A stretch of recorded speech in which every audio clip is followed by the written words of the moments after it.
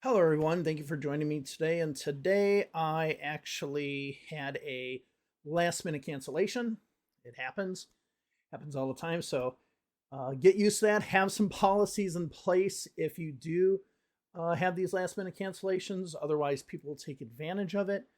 But yeah, I did have a last minute cancellation. So I figured I would take today to make a short video about making lesson plans for teaching online. So if you're on iTalk, you're Verbling, or have your own website, like how do you make a lesson plan online?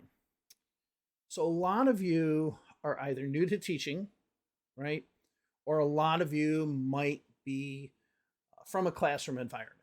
So if you did your CELTA, like I did my CELTA, you have your structure that you have. You have the PPP or whatever. You have all these structures to have a specific things and specific benchmarks you hit at different times during your lesson, right?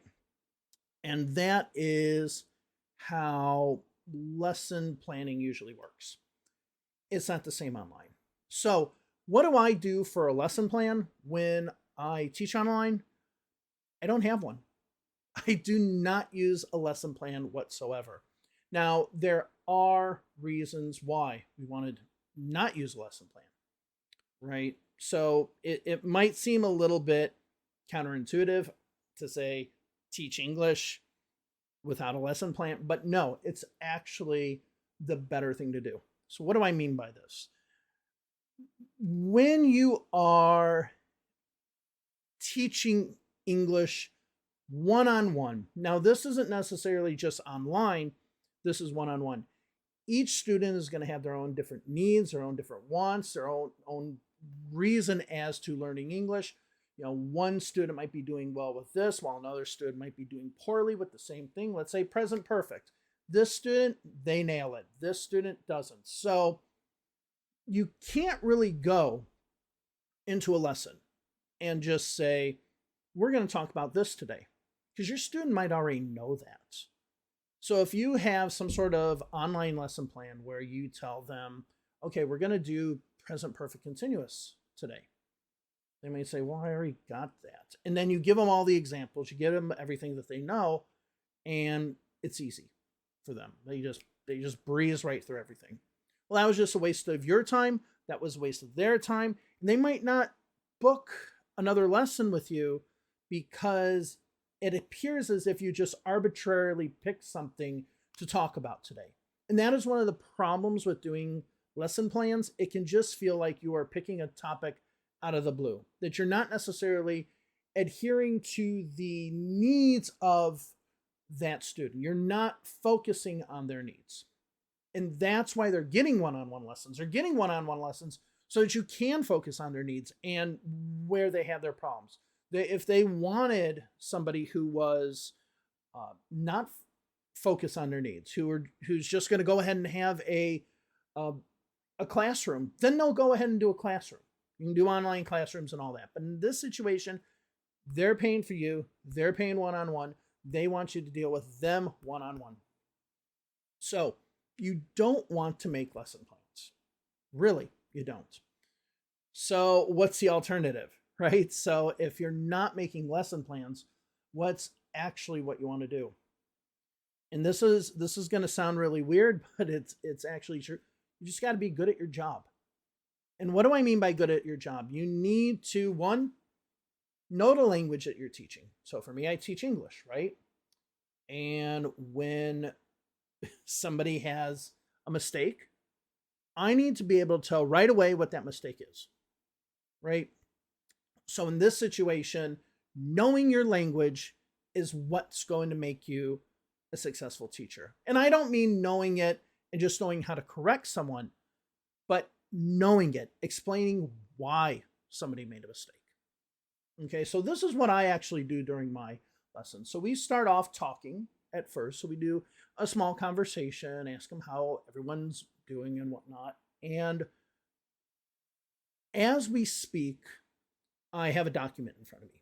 And in that document, I start typing mistakes. And I tell my students, don't worry about that. We'll come back to that. I'm just typing. So let's continue speaking. We talk and we talk and we speak, and then we go back to the document and talk about the mistakes, and we see if the students know what the mistakes are. So I'll have a mistake on, maybe someone uses a wrong preposition. So we'll look at that and say, okay, do you know what's incorrect here? Either they know or they don't know. And then from this, you can determine, is there a pattern? Is there a pattern where you notice that they know certain things or they don't know certain things? And let's say they continuously make one mistake. So for example, relative clauses, and dealing with relative clauses and relative pronouns. This is a very common mistake with a lot of speakers, and mixing things up to make it sound more like a question than a relative clause. This is very common.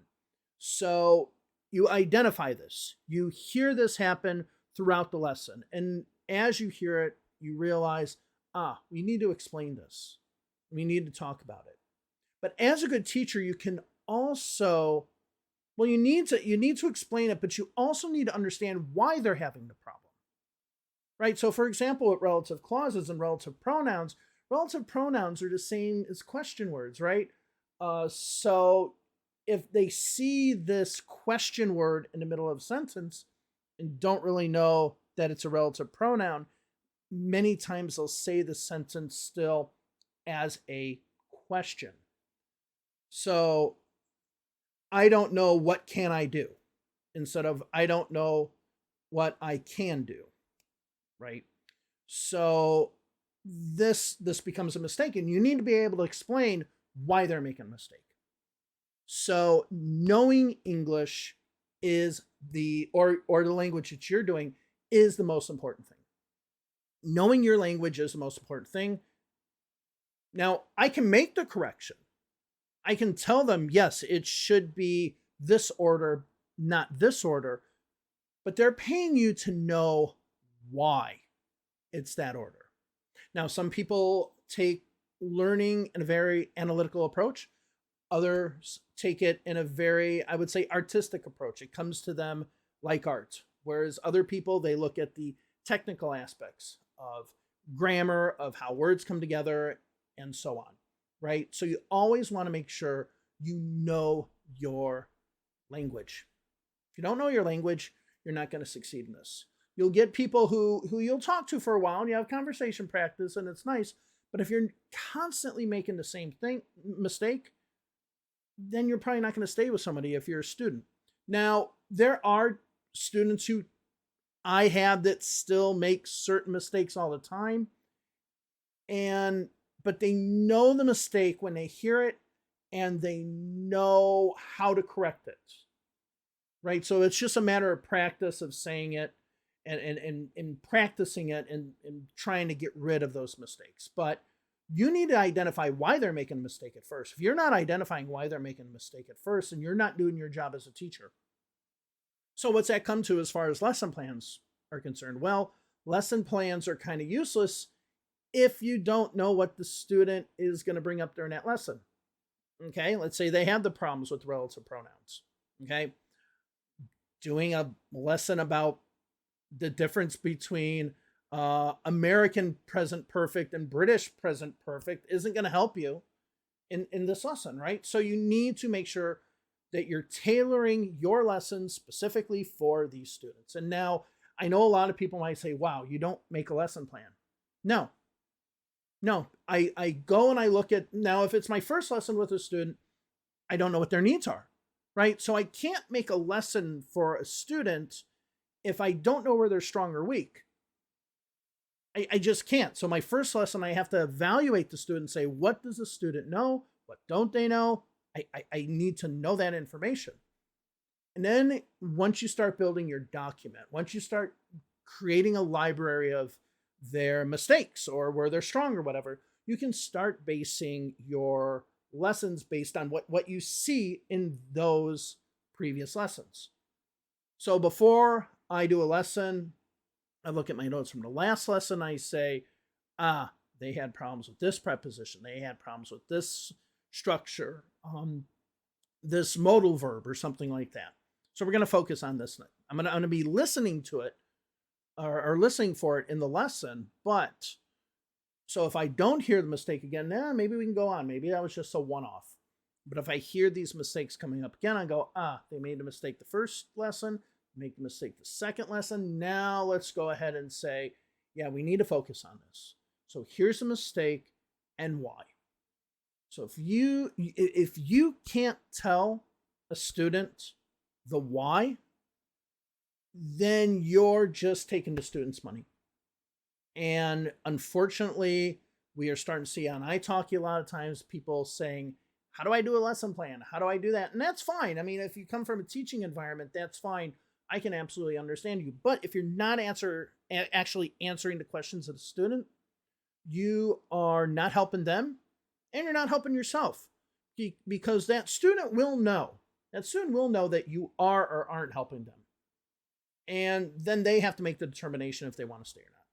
So what is my lesson plan? I don't have a lesson plan. Each individual student has their own needs, their own wants, and that is what determines it. So I want to thank you all very much for this little video. Now I got to get ready for my afternoon lessons by looking at those documents and figuring out what we're going to do for those lessons. So thank you very much. Have a wonderful day, and I will see you soon. Thank you. Bye.